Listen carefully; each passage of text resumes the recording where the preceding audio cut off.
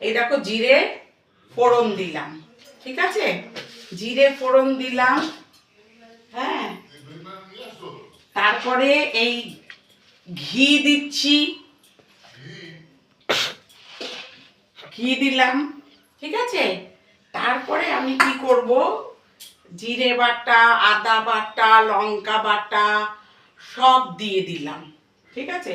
এই দেখো সব ছেড়ে দিয়েছি। তারপরে বেগুনটাকে দেখো, বেগুনটাকে আমি ঘি দিয়ে ভেজে নিয়েছি, ছাকা ঘিয়ে, ঠিক আছে। ছেড়ে এইবার আমি বেগুনটাকে ছেড়ে দিলাম, ছেড়ে দিয়ে এইবার দেখো জিরে বাটা, আদা বাটা, লঙ্কা বাটা, হ্যাঁ, তারপরে স্বাদ মতো নুন, হ্যাঁ, সবই দিলাম। এবার একটা তেজপাতাও দিলাম,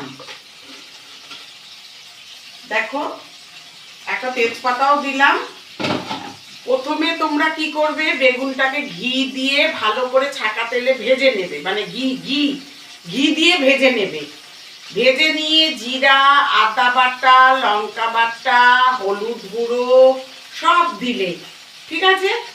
দিয়ে মানে কষিয়ে তারপরে বেগুনগুলো ছেড়ে দেবে।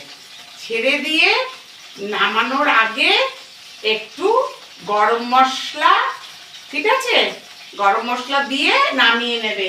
দেখো আমি করেছি, দারুণ দারুণ, দেখো বন্ধুরা খুব সুন্দর হয়েছে। এইভাবে তোমরা করবে, বেগুনটাকে ঘি দিয়ে ভেজে নেবে কিন্তু ভালো করে, মানে ঘি দিয়ে এত বেশি দেবে, একটুখানি ভালো করে ভেজে নেবে। তারপরে জিরা বাটা, আদা বাটা, লঙ্কা বাটা সব দিয়ে, হ্যাঁ, তেজপাতা, জিরে তেজপাতা সোমবার দেবে, দিয়ে নামানোর আগে গরম মশলা দিয়ে সুন্দর করে নামাবে।